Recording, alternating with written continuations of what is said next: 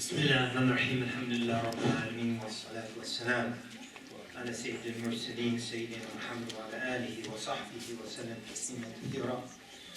ربنا لك الحمد كما ينبغي لجلال وجهك ولعظيم سلطانك سبحانك لا نحصي ثناء عليك أنت كما أثنيت على نفسك.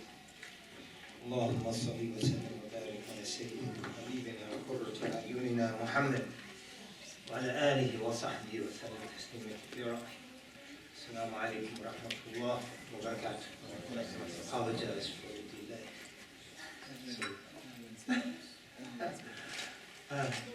No problem. Alhamdulillah. Actually, I just realized that tonight is the last session because next week is the Thanksgiving break, and then I'm going to Australia the next week after that. And actually, well, we could do something else because we broke. So I'll try to get through the rest of the saying tonight, inshallah, to have a clean break. So he says, Abu Bakr radiallahu anhu, أيها الناس إني قد وليت عليكم ولست بخيركم فإن أحسنت فأعينوني وإن أسأت فقوموني. الصدق أمانة والكذب خيانة. الضعيف فيكم قوي عندي حتى آخذ له حقه والقوي فيكم ضعيف عندي حتى آخذ منه الحق إن شاء الله. So last week in the context of talking about the election, we talked about some of that. Bismillah. And so we just want to reiterate one point here. الضعيف فيكم, the weak amongst you, قوي عندي, is strong with me حتى آخذ له حقه, until I take for him, secure for him or her the right that's owed to him or her, whatever the case may be. والقوي فيكم ضعيف عندي حتى آخذ منه الحق Insha'Allah. And the one who is strong with you is weak to me, with me until I take from them the right they owe to others. So he's coming into political authority and rule, and this is one of the foundations of successful governance is justice, that I'm going to treat everyone equally. I'm not going to let the strong bully the weak. I'm going to not allow the rich to exploit the poor, but everyone who has a right, I will work to secure their right. And he couches it in terms of strength and weakness. And we can see now we have a big problem now where we have a political system that's on the verge of valorizing bullies and exploiting the weak and marginalized. Like if you're a member of a weak and marginalized community, then you don't have any rights and we don't care about you. And we're going to appoint racists and we're going to appoint Muslim-hating people like Steve Bannon and Frank Gaffney and Rudolph Giuliani. And so we're going to take the scum of our society and give them the apparatus and the tools of government.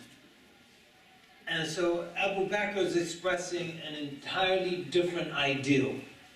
And that should be our ideal, that we defend and we stand for and we advocate for, and after that the rest is with Allah.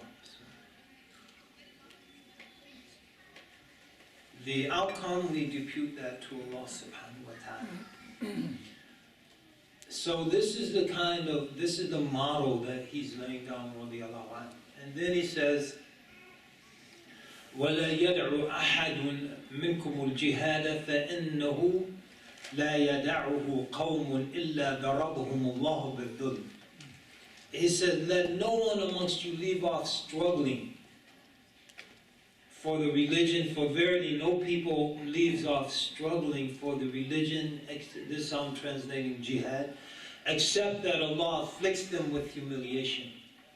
And one of the reasons, that so many of our community right now feel so humiliated and helpless is because we stopped struggling.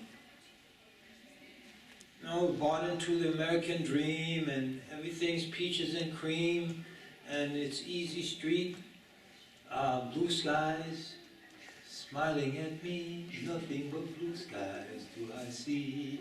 And there we go. And then bam, reality hits us right in the face and a lot of people can't handle it. But welcome to the world, right? Welcome to the world. The end of American exceptionalism in this regard and in this context.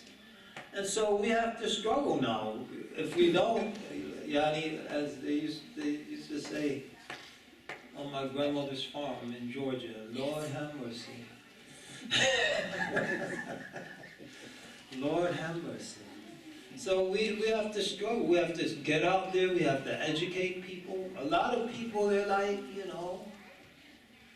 they don't want to be racist. They don't want to be bigots. But, they're seeing how things are going to play out. We have to, and so they're sitting on the fences, and we have to make sure we push them to our side of the fence. And we're only going to do that with a lot of education, a lot of interaction with people. Now's not the time to retreat, go into a shell, and just the ostrich stick our heads in the sand. I don't think ostriches actually do that. And pray that it all passes us by. No, we have to get out there and struggle. And struggling, there are many different fronts. We have to struggle with our wealth. We have to support organizations that are involved in advocacy work. One of the first things that's probably going to happen, the safety net for poor people is going to be eviscerated. We as Muslims, we should be setting up service organizations to help feed people, provide shelter for people. And those are the things that will expand our base of support and help us to build allies. And we should see this as something we should be doing anyway, because it's part of our religion. يطعمون الطعام على حبه ذوي القربى واليتيم وأسيرا عفوا ويطعمون الطعام على حبه مسكينا ويتيما وأسيرا إنما نطعمكم لوجه الله لا نريد منكم جزاء ولا شكورا إنا نخاف من ربنا يوما عبوسا قمطريرا. So they fed the orphans and the poor people and the prisoners of war. Now some Muslims get a prisoner of war, they chop his head off. Allah said they feed them. وَأَسِيرًا, and the prisoner. إِنَّمَا نُطْعِمُكُمْ لِوَجْهِ اللَّهِ, we fed you for the sake of Allah. لَا نُرِيدُ مِنْكُمْ جَزَاءً وَلَا شُكُورًا, we don't want any recompense, we don't want any thanks. Because we're doing this because we want to go to heaven and we don't want to go to hell. إِنَّا نَخَافُ مِنْ رَبِّنَا يَوْمًا عَبُوسًا قَمْطَرِيرًا. So we fear a day where people will be, their faces from the horrors of that day will be twisted up in grotesque frowns. That's why we fed them. So, so this is something we should be doing anyway. But it's something that there's going to be a tremendous need for. And by stepping forward and assisting others who are victimized by some of this stuff that's being proposed, then we deepen our base of support, we deepen and build alliances with other people, and most importantly, we just help people to survive. We help people to survive. And that's who we are, that's what we do. As a community, that's what we should be doing, just helping people to survive. And alhamdulillah, this is a wonderful center, Servet. Been giving zakat even before all this to the poor communities in Oakland and distributing zakat to people and getting testimonies from people about how much they appreciate it. And that's very important, because if push comes to shove, you could always move to Oakland. أهلا وسهلا ومرحبا. Alhamdulillah. So may Allah bless us to forge on in difficult times. But struggle is part of our religion. And there's many fronts. Fakhruddin al-Razi, when he comments on Surah As-Saf, يا أيها الذين آمنوا هل أدلكم على تجارة تنجيكم من عذاب أليم تؤمنون بالله ورسوله وتجاهدون في سبيل الله بأموالكم وأنفسكم ذلكم خير لكم إن كنتم تعلمون. He said, وتجاهدون في سبيل الله. He said that these are the two types, with your wealth and with your lives. The wealth is always valid. The life is situational. And for us, that's not our situation. So we're not people who have to physically fight. We should physically defend ourselves. We should take advantage of the same Second Amendment rights that everyone else is so proud and fervent in supporting and advocating for as citizens. And we should defend ourselves at every level. But in terms of just going out and physically fighting people and transgressing and aggressing against people, we have no part of that. But the wealth, there's always occasions to spend some money to help the cause. And so the struggle with the wealth is always there. And then he says after that, there are three struggles. One is with yourself, jihadun nafs. And a lot of people, they say, oh, that's there's no such thing as jihadun nafs. Al-hadith fi dhalik mawdu'a. Now you've returned from the greater jihad, the lesser jihad, now you're in the realm of the greater jihad. Hadith mawdu'a, laysa bi hadith kadibun ala rasulillahi sallallahu alayhi wa sallam. That might be the case, but that doesn't mean the concept has no validity. Imam al-Qurtubi, rahimahullah, when he comments on the saying of Allah subhanahu wa ta'ala, وَالَّذِينَ جَاهَدُوا فِيهَا لَنَهْدِيَنَّهُمْ سُبُلَنَا. Those who strive and struggle for our sake, وَالَّذِينَ جَاهَدُوا فِينَا, we guide them to our paths. سَنَهْدِيَنَّهُمْ سُبُلَنَا. And he said those paths are the paths that lead to Allah and that lead to Jannah. And he says this is jihadun nafs. This jihad, وَالَّذِينَ جَاهَدُوا فِينَا. This is jihadun nafs. So a lot of times we look or hear or focus on an idea and then we say, that's gharib, is strange, that's bid'ah, is inhiraf, or it's just Sufism. I'll give you another example, but we don't look at the evidence that supports the idea just because the idea sounds strange to us. I'll give you another example. The idea of at-takhalluq bi akhlaqillah, right? To adorn ourselves with the character traits of Allah Azza wa Jal. So people, they at-takhalluq bi akhlaqillah, هذا يعني takhalluq bi akhlaqillah, laysa bi hadith, etc. It's not a hadith, but the idea is supported by many different evidences. I'll give you one example. In the hadith related by Imam Muslim and others of Abu Bakr, and Abu Bakr radiyallahu anhu, عن رسول الله صلى الله عليه وسلم فيما يرويه عن ربي عز وجل أنه قال, that on Abu Bakr, from the Prophet, from what he relates directly from his Lord, Hadith Qudsi, يا عبادي إني حرمت الظلم على نفسي وجعلته بينكم محرما فلا تظالموا. So Allah says, I have a trait, and that's justice and freedom from oppression. And I've forbidden it for myself. يا عبادي, O my servants, إني حرمت الظلم على نفسي, I've forbidden oppression for myself, وَجَعَلْتُهُ بَيْنَكُمْ مُحَرَّمًا, and I've forbidden it from you, فَلَا تَظَالَمُوا, don't oppress one another. هذا تخلق بأخلاق الله. Right? So, if just because a particular hadith might be da'if or even, it's not even a hadith, mawdu', fabricated, it doesn't mean that the concept is baseless. So we have to kind of open our eyes. We discussed this in hadith class this morning. This is fresh in my mind. And so he said jihadun nafs, and he said jihadu shaitan. إن الشيطان كان لكم عدوا فاتخذوه عدوا. Shaitan is unto you an open enemy, treat him like an enemy.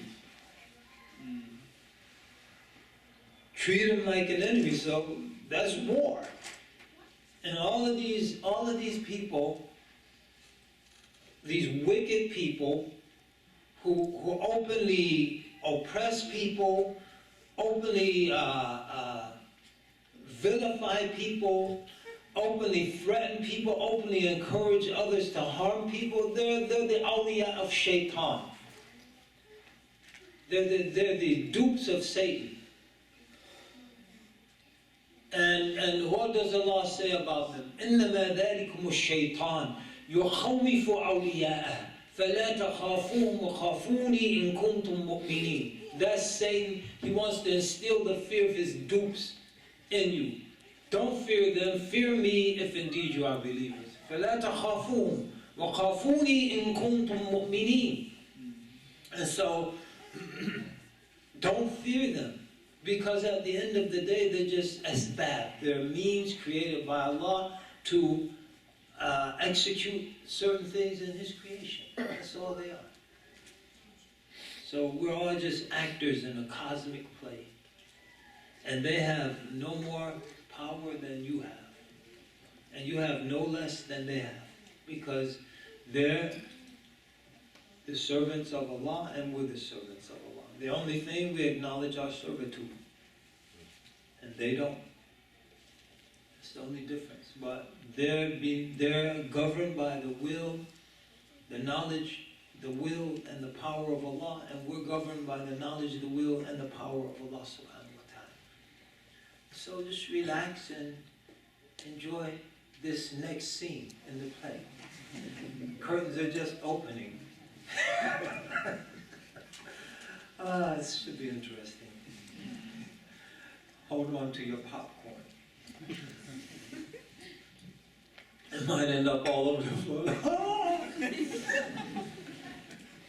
You didn't tell me it was a monster movie. La hawla wa la quwwata illa billah. So, and then he said, it's interesting, wa jihadul khalq. Like the jihad with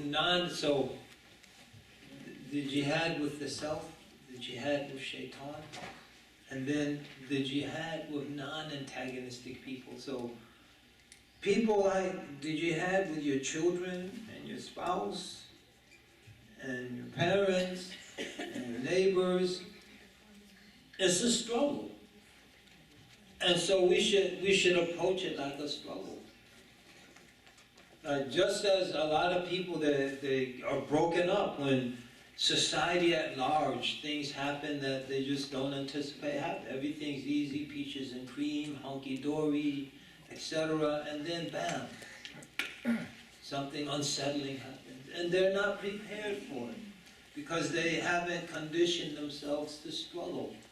The same thing in many relationships. Something happens and it's bam, the wheels come off at each other's throat. Because they haven't prepared them to think it's all going to be easy, hunky-dory, peaches and cream, honeymoon forever. And then when the reality of day-to-day life kicks in, and then the occasional bumps in the road, we pass over them, and we're not prepared for them. We then get new shock absorbers, and we hit the bump, and the whole car is shaking. So we have to prepare ourselves in these various realms and prepare ourselves to struggle. Struggle with ourselves, struggle with shaitan, struggle with people who are not antagonistic towards us, neighbors and spouses and children and parents and etc. and then struggle with those who are antagonistic in ways that are appropriate and fitting, and then struggling with our wealth. So he said that the jihad, yeah, khamsa, or the types of jihad, they are 5. And he mentions those 5. Allah Ta'ala give us tawfiq. And then Abu Bakr radiallahu anhu, then he says, Allahumma salli rasulillah, أطيعوني مع طاعة الله ورسوله فإن عصيت الله ورسوله فلا طاعة لي عليكم. Obey me as long as I obey Allah and His Messenger. And if I rebel against Allah and His Messenger, you owe me no obedience. And so, again, he's reiterating that this is a principled political order. And that as long as I adhere to the principles that the order is advancing, then you should obey me. Because in reality, you're not obeying me, you're obeying Allah subhanahu wa ta'ala. أَتِعُونِي مَا أَطَعْتُ اللَّهَ وَرَسُولَهُ.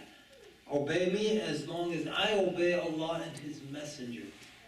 In other words, your obedience of me is a function of your obedience to Allah and His Messenger. As he mentioned, sallallahu alayhi wasallam, in another hadith, where a group of his companions, they went out on an expedition. And it was cold, they built a fire at night, and the Amir, so whenever a group of the companions traveled, they appointed one as an Amir, or the Prophet sallallahu alayhi wasallam would appoint an Amir for them, a leader of that group. So they built the campfire, and then the guy was joking around, and he said to them, jump into the fire. And they were like shaken up. They're like, wow, this is the Amir, we have to obey him. He's in the maqam of the Prophet sallallahu alaihi wasallam. So they're like messed up. Like, do I jump in?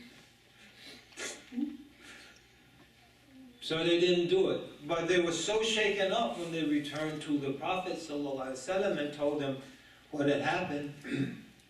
He said, had you jumped into that fire, you would have never come out of it. فَإِنَّهُ لَطَاعَةٌ لِمَخْلُوقٍ فِي مَعْصِيَةِ الْخَالِقِ.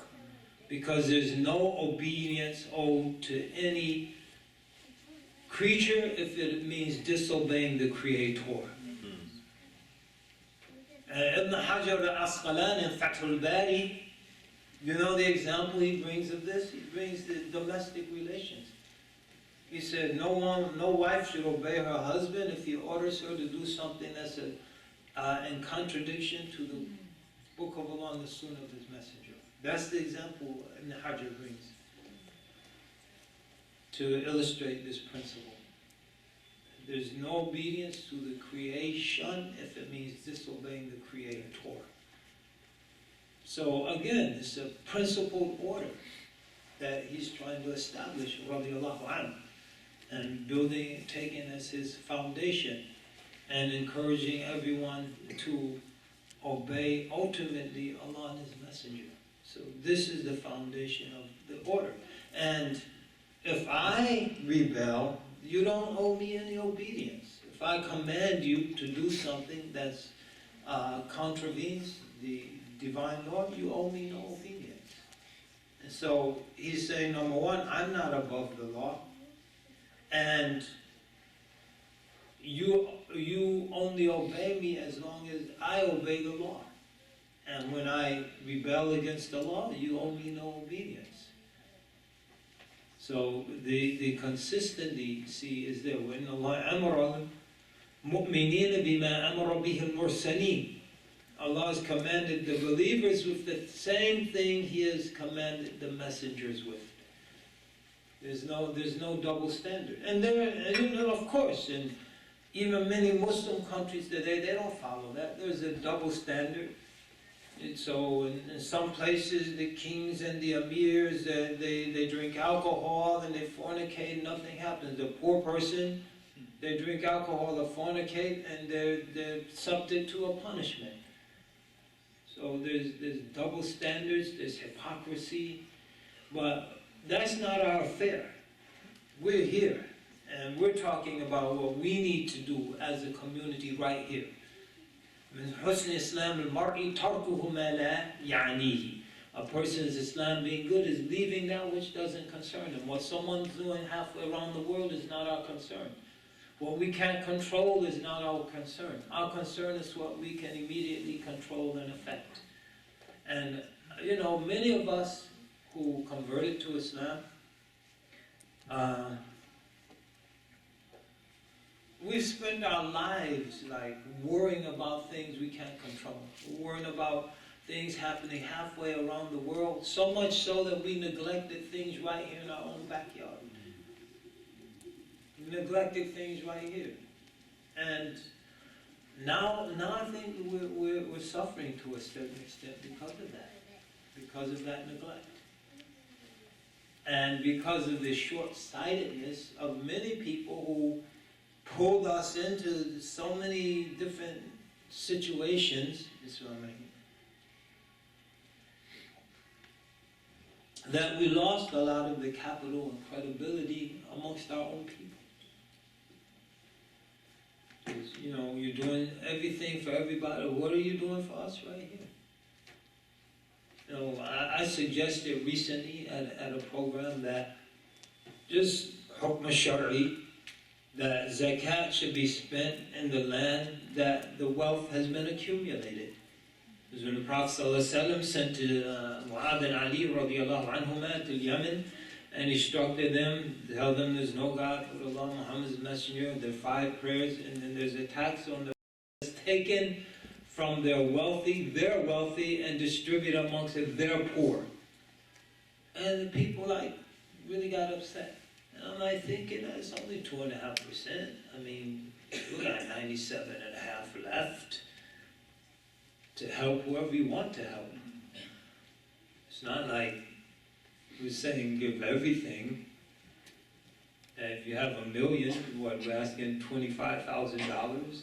You still have how much left? $975,000 to do whatever you want to do with.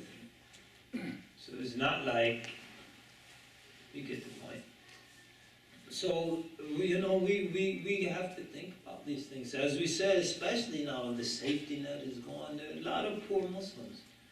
Not every Muslim came to this country as a result of brain drain politics. So it was a highly skilled person who's given great like free education, and then systematically weeding out, you get the best and the brightest and give them all of the benefits, and they get comfortable. Everyone's not in that boat. Recent years, a lot of refugees from various parts, from Somalia, from Iraq, Kurdistan, from Bosnia in the 90s, Syria. A lot of poor folks coming from Syria these days. May Allah help them and help everyone everywhere. So it's not just well-off, highly skilled technocrats that are coming into this country.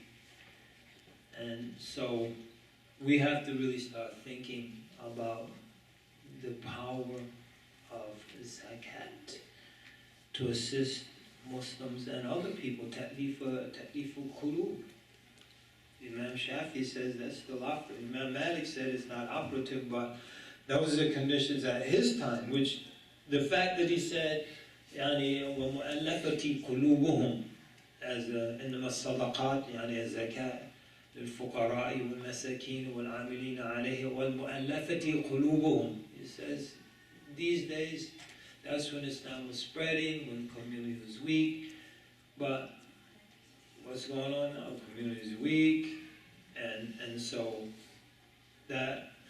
In any case, the fact that he said is no longer operative, meaning the ruling can change based on changing circumstances.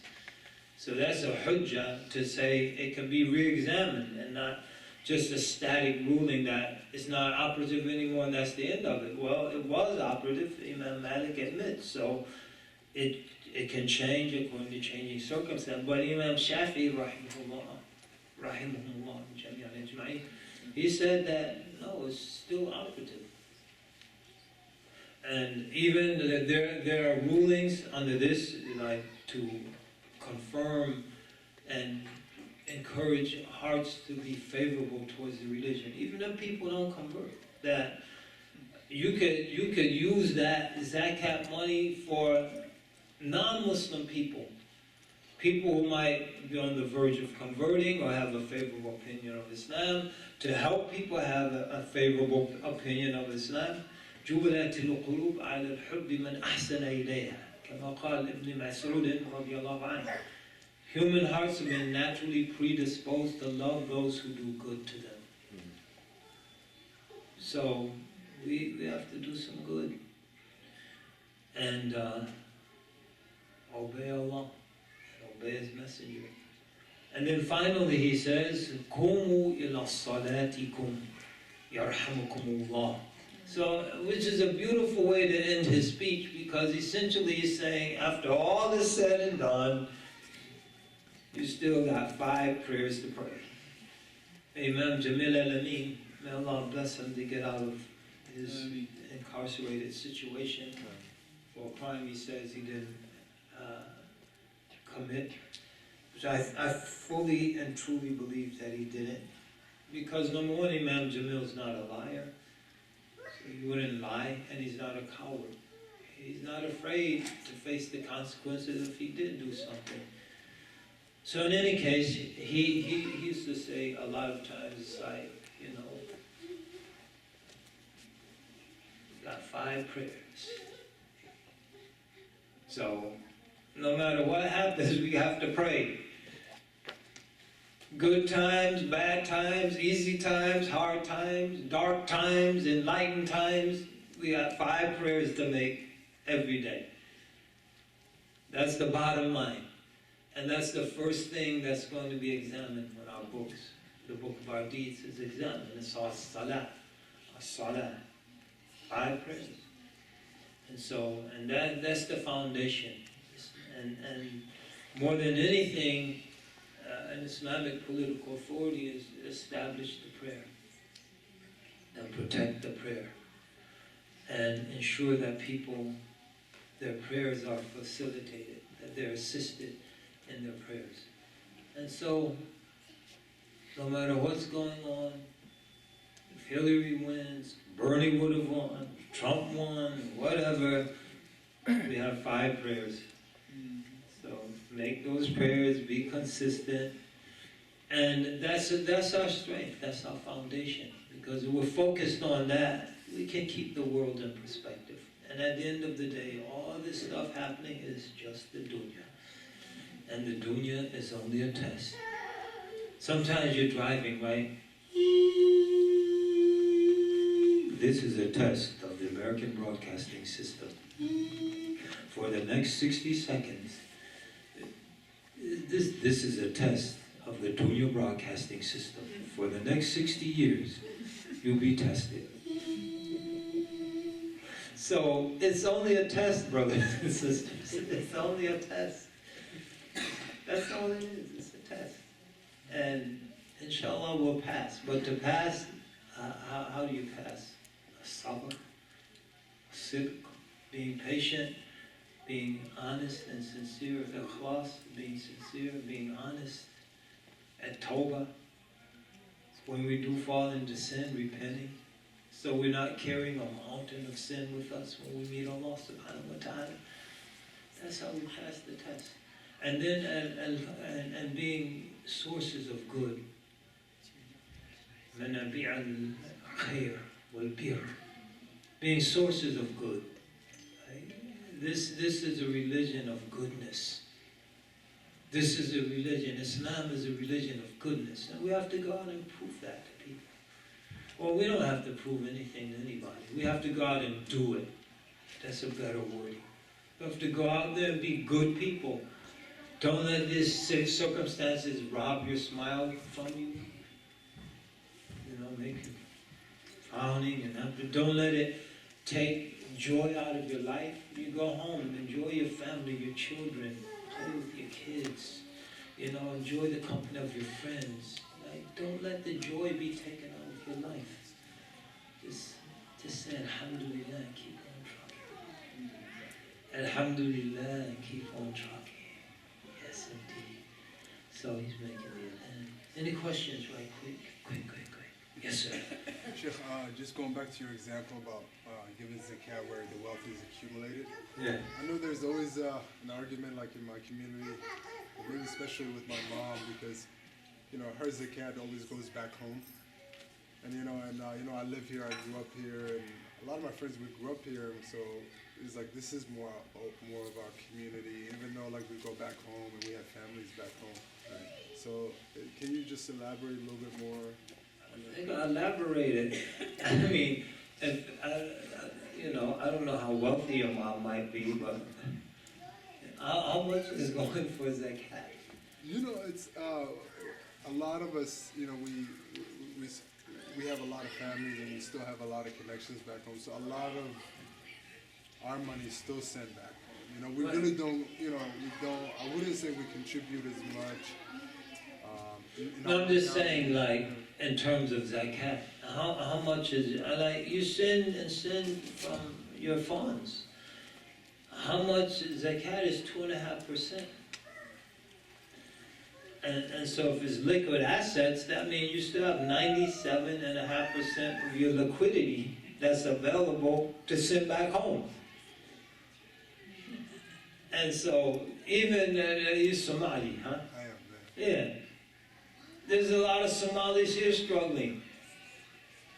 Like these Masakin in Minneapolis who are going to trial. The group of Somali young men, I'm sure they need some legal help. Or look how many Somalis in Minnesota, because it's a big, huge community, how many been incarcerated, just caught up like other African Americans, Somalis in Africa, folks, in case someone forgot. And now these young men are in America, that makes them African Americans. The same mass incarceration. What services are being provided for these guys when they get out? Educational service, housing, reintroduction into the community. There's all sorts of need for zakat here. And by neglecting that, we undermine the viability of our community. So all these services don't get performed because they're underfunded or they're not funded, and because they're not performed, so these kids start falling through the cracks. And because they're so desperate and frustrated and alienated, then the ISIS recruiter comes or the Shabab recruiter comes and they get these kids here. And why? Because no one cares about them, there are no services for them, there are no counselors for them, there are no educators for them to help them. A lot of it falls like struggling in school. The girls do generally very good, the guys struggle, and so it's really very short-sighted. And like, there's a reason for it, like you said, that's all you see, that's all you know, and you don't see yourself here. You might come here, you're 40 years old, only got 30 more years anyway, you're 50, only got 20 more years anyway, so I'm not even focused on this place. But like you said, you have children here.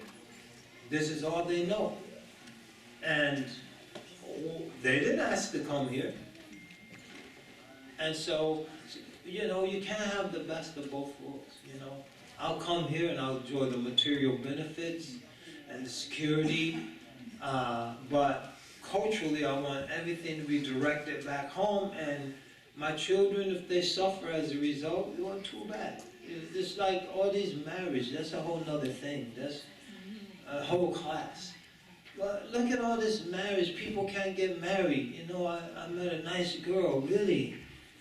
MashaAllah, she's from India. Yeah, she's from India. Hyderabad, oh my gosh, Hyderabadi. She's from North or South Hyderabad? South, forget it, deal off. I'm sorry. So, if you wanted your child to marry someone from North Hyderabad, you should have stayed in India in North Hyderabad, and you would get your wish. Well, why should your children suffer because of your greed? Because you want the house, and you want the job, and you want the material benefits, and the big screen television, and everything else America can offer, but you want your kids to go back to the place you left. So anyway, peace, brother. Allah الله تقبل منكم. السلام عليكم إيمان. كيف؟ الحمد لله. أهلا وسهلا ومرحبا. سبحان ربك رب العزة عما يصفون وسلام على المرسلين والحمد لله رب العالمين وصلى الله على سيدنا محمد وعلى آله وصحبه وسلم تسليما كثيرا. السلام عليكم ورحمة الله.